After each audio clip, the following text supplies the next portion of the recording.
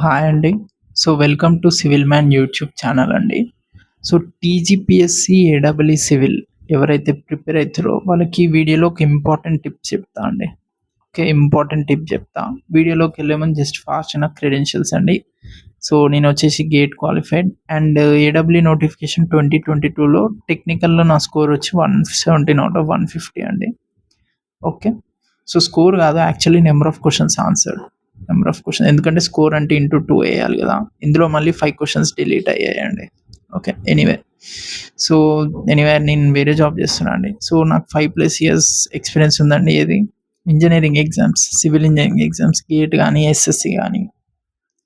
ఇది ప్రూఫ్ అండి. ఇది నా హాల్ టికెట్ టీజీపీఎస్సీ, ఇది జనరల్ ర్యాంకింగ్ లిస్ట్. మీరు కావాలంటే చెక్ చేసుకోవచ్చండి. ఓకే. వీడియోలోకెళ్ళిపోదాం. టాపిక్‌లోకెళ్ళిపోదాం. ఓకే. చాలామంది ఏం చేస్తారు, ప్రిపరేషన్ ఎలా చేయాలో చెప్తారండి. బట్ బిఫోర్ స్టార్టింగ్ ప్రిపరేషన్ మీరు కొన్ని ఇంపార్టెంట్ పాయింట్స్ చేయాలి. అదేంటిది అంటే ఫస్ట్ సిలబస్ షీట్ ఉంటదండి. ఏది నోటిఫికేషన్‌ది. ఏ అకాడమీది ఎవ్వరిదొద్దు మనకి. సీదా నోటిఫికేషన్‌ది ఉంటది. అది జిరాక్స్ తీసుకోండి. ఇన్ కేస్ మీ దగ్గర ఇప్పుడు లేదు అంటే జిరాక్స్ షాప్‌కెళ్ళి తెచ్చుకోండి. వీడియో పాజ్ చేసి. తర్వాత చేసుకుందామంటే అది లేజినెస్ కింద అయితే అది పక్కా మీరు చేయరు తర్వాత. ఓకే. జిరాక్స్ తీసుకోండి. మీ టేబుల్ ఉంటది కదండీ! టేబుల్ ముందు ఇట్లా అతికించుకోండి. ఆ టేబుల్ మీద మీ ఇష్టమండి ఎట్లా అట్లా, బట్ మీకు కనిపించేటట్టు అతికించండి. ఎందుకు? ఎందుకంటే ఒక్కసారి టాపిక్ కంప్లీట్ అయినంక దాన్ని కట్ చేయాలి మీరు. ఎందుకంటే మీకు క్లారిటీ ఉంటది. అంటే ఎంత సిలబస్ నాకొచ్చు, ఎంత సిలబస్ నాకు రాదు అని చెప్పేసి. ఎందుకంటే మీరు కొన్ని డేస్ తర్వాత మార్క్స్ ఇస్తారండి, లాస్ట్ 30 డేస్. అప్పుడు కొన్ని క్వెషన్స్ మీరు చూస్తా ఉంటారు కదా! ఇన్ కేస్ మీరు ఇడిచిపెట్టిన టాపిక్‌లకెళ్ళి ఎక్కువ క్వెషన్స్ వస్తున్నాయి అనుకోండి. అప్పుడు మీకేం అర్థమైద్ది? అచ్చా, నేను ఇడిచిపెట్టిన టాపిక్ ఇంపార్టెంట్ అని చెప్పి మళ్ళీ ఇక్కడికెళ్ళి ఆ టాపిక్ కంప్లీట్ చేసి దాన్ని కట్ చేస్తారు. ఓకే. మీకు క్లారిటీ అండి. మెయిన్ ఇంటెన్షన్ సిలబస్ షీట్ ఏంది అంటే మీకు క్లారిటీ ఉండాలి. నాకు క్లారిటీ ఉండే అండి. నేను ప్రిపేర్ అయ్యేటప్పుడు నేను అరౌండ్ 80-85% సిలబస్ ప్రిపేర్ అయినా. 15% వదిలేసినా కదా! ఈ 15% ఏం వదిలేసినా నాకు క్లారిటీ ఉంది. నేను ఎగ్జామ్‌ల నాకు ఆ 15%లో ఉండే క్వెషన్ వచ్చిందనుకో, నేను సీదా వదిలేస్తుండే. లాస్ట్‌కి చూసుకుందాంలే అని చెప్పేసి. ఆ క్లారిటీ ఉంటే మీకు టైమ్ సేవ్ అయితది. అండ్ మీరు డీమోటివేటెడ్ ఫీల్ అవ్వరు. ఓకే, నేను ఇంత సిలబస్ చదివినారా భయ్! ఇందులోకెళ్ళొచ్చి రాస్తా. ఆ కాన్ఫిడెన్స్ అనేది వేరే లెవెల్ ఉంటది. మీరు తెచ్చుకోకపోతే ఇప్పుడెళ్లి తెచ్చుకోండి. మనకి లేజినెస్ ఒద్దు. ఓకే. నెక్స్ట్ సిలబస్ అయిపోయింది. రీజన్. మీరు పర్పస్ ఏందో మీరు రాయండి. సో, మేబీ రెస్పెక్ట్ కోసం చదువుతారు కొందరు, గవర్నమెంట్ జాబ్ అంటే. కొందరికేమో సర్వీస్ చేయాలని ఉంటది. ఆ ఇంటెన్షన్ ఉంటది. కొందరేమో గెజిటెడ్ ఆఫీసర్ అవ్వాలి అని చెప్పేసి. ఏ రీజన్ అయినా సరే మీరు ఒక స్టిక్కీ నోట్స్ మీద రాసుకొని దాన్ని గోడ మీద అతికించుకోండి. అంటే మీకు కనిపించేటట్టు అతికియండి. ఎందుకంటే అందరికి కనిపిస్తే ఆబ్వియస్లీ యూ ఫీల్ ఆక్వర్డ్ కాబట్టి మీకు కనిపించేటట్టే అతికియండి.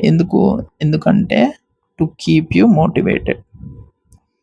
చాలా మంది మోటివేషన్ డీమోటివేషన్ అయినప్పుడు చేస్తారు. లేదు, అట్లా చేయొద్దు.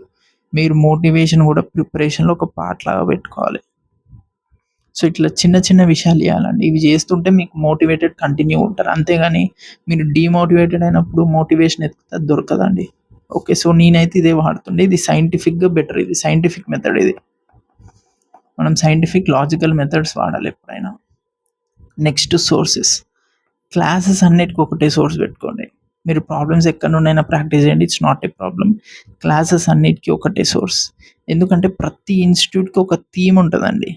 మీరు ఎస్ఎం ఒక దగ్గర, ఎన్విరాన్మెంటల్ ఇంజినీరింగ్ ఒక దగ్గర, ఫ్లూయిడ్ మెకానిక్స్ ఒక దగ్గర చదివితే కష్టమైపోద్ది. Okay. Next day plan. Day plan అంటే మీ షెడ్యూల్ అండి. ఓకే. షెడ్యూల్ అంటే ఏంది? ఇప్పుడు నేనేం చేస్తున్నా అంటే ఎవ్రీడే 5-8 నేను స్టడీ టైమ్ పెట్టుకుంటా అండి. నేను చదివేటప్పుడు. ఇది ఫిక్సింగా. ఇప్పుడు ఈ టైంలో నాకు ఏ పనులు చెప్పినా నేను చేయకపోతుండే అండి. మా ఇంట్లోళ్ళకి కూడా చెప్తుండే. ఈ టైం నేను స్టడీ టైమ్. ఇది ఫిక్స్, ఇది చేంజ్ చేయను అని చెప్పేసి.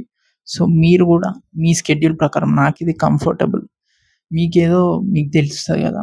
దాన్ని ఫిక్స్ చేయండి. అంతేగాని ఒకరోజు 5-8, ఇంకో రోజు 8-11 అట్లా చదవకండి. నేను చెప్తున్నా, అట్లా చదివితే మీకు డీమోటివేటెడ్ ఫీల్ అయిపోతారు. డైలీ ఒకే టైం ఉండాలి.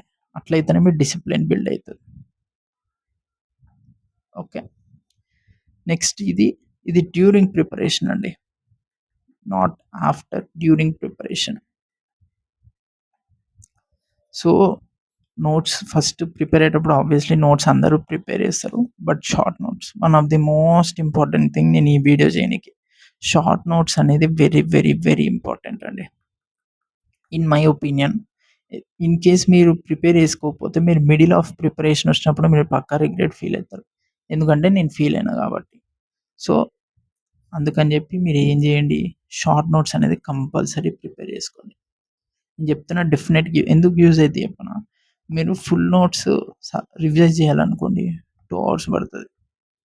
అదే షార్ట్ నోట్స్ రివైజ్ చేయాలంటే 15 to 20 minutes.